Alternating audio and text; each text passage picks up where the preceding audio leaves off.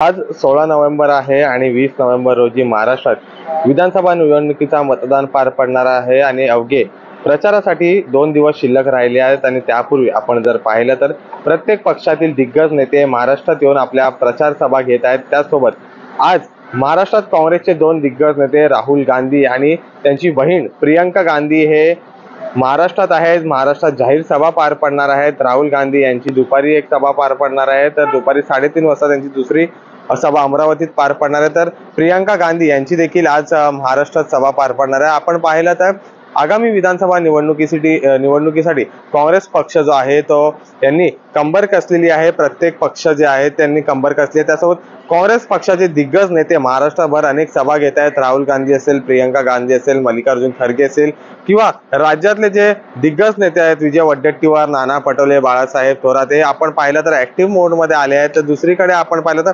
भाजपचे नेते देखील जे आहेत ते प्रचाराला महाराष्ट्रभर फिरत आहेत।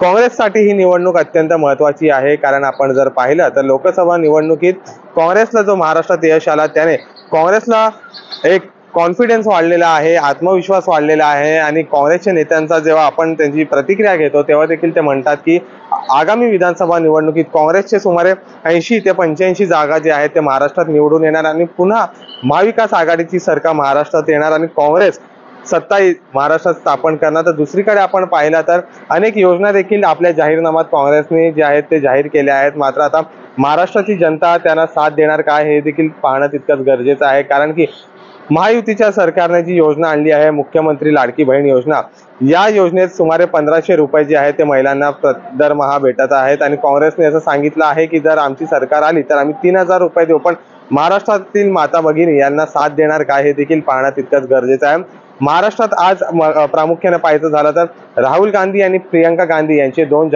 जाहीर सभा महाराष्ट्रात होणार आहेत। या आजच्या जाहीर सभेतून राहुल गांधी आणि प्रियंका गांधी विरोधकांवर अर्थात महायुतीच्या नेत्यांवर कशा प्रकारे टीका करतात आणि काय बोलणार याकडे सर्वांचं लक्ष लागलेलंच आहे। मात्र काँग्रेसच्या नेत्यांसाठी देखील हा महत्त्वाचा क्षण आहे, कारण की राहुल गांधी स्वतः प्रचाराच्या मैदानात उतरले आहेत आणि याचा फायदा आता काँग्रेसच्या उमेदवारांना आणि अर्थात महाविकास आघाडीच्या उमेदवारांना कितपत होणार हे देखील पाहणं तितकंच महत्त्वाचं ठरणार आहे। Darrell Miranda, India news, Maharashtra.